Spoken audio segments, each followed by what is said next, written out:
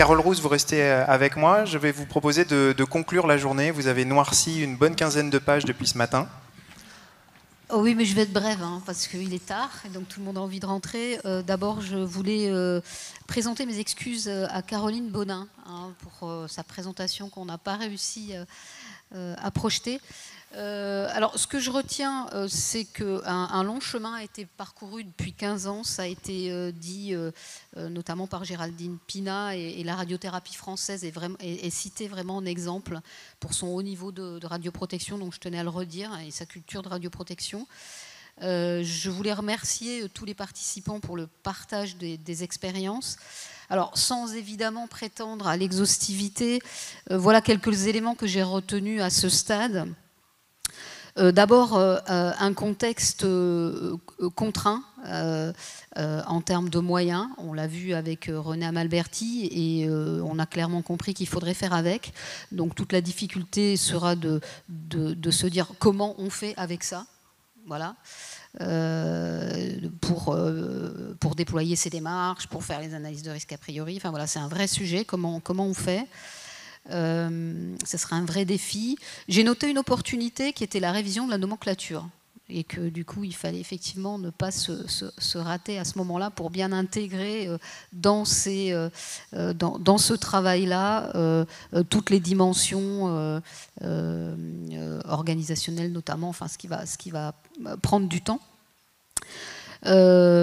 Sur l'implémentation des démarches qualité-sécurité, j'ai entendu, voilà, c'est le temps de la simplification, enfin, c'est se réinterroger sur ces procédures, sur les indicateurs, quels sont les bons indicateurs pour à la fois éclairer les décideurs. On a mentionné les indicateurs de résultats. Les facteurs de réussite, alors il n'y a pas vraiment de nouveauté sur ces facteurs de réussite, mais c'est le portage à haut niveau, c'est-à-dire au niveau de la direction, le travail en équipe, la coopération, encourager la communication, c'est beaucoup revenu, l'implication de tous, donner du sens. Et également donner des moyens aux qualiticiens et d'avoir des personnes formées pour déployer ces démarches-là. Sur l'analyse de risque a priori, les discussions tournaient autour d'un questionnement finalement sur l'approfondissement à avoir en fonction du type de modification, de travailler sur des situations réelles, ce qui n'est pas forcément facile, mais en tout cas, voilà, d'être sur le réel. Un sujet aussi avec l'articulation, avec la gestion de projet, dans le cadre de ces démarches d'analyse de risque. Sur le déploiement de l'innovation, j'ai noté qu'on n'était pas encore mature. C'est ce que j'ai retenu de manière assez synthétique. Alors peut-être la radiothérapie flash, la prochaine candidate au forfait innovation, je ne sais pas.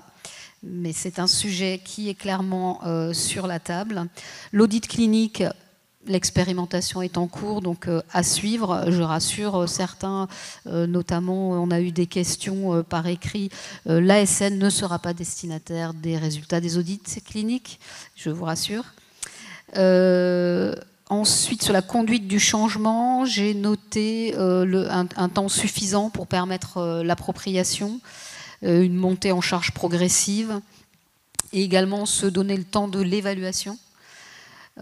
Et enfin, sur la dernière thématique du CREX, voilà, on est tous évidemment conscients que c'est un pilier fondamental de la sécurité, qu'il faut s'intéresser à ce qui empêche l'activité. C'est tout le sujet des irritants, la nécessité d'impliquer tout le monde, mais ça fait partie du facteur de réussite et sur l'ensemble de la démarche. La convivialité, qui a été mentionné, et également le fait de mettre tout le monde au même niveau, qu'il n'y ait plus de hiérarchie, puis cette approche graduée qui a été mentionnée, et notamment au travers de cette image que j'ai bien aimée du tamis. Voilà, pour faire une synthèse très très courte.